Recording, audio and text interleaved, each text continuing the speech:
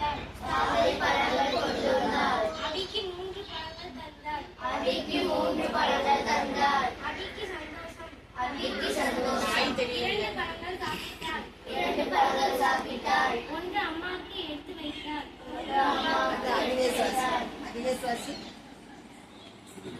எல்லாருக்கும் வாசிக்க தெரியுதானே? வீட்டுல போய் வாசிச்சு அதோட கருத்து நீங்க வீடியோவா போடணும். வாசி, சத்தமா வாசி.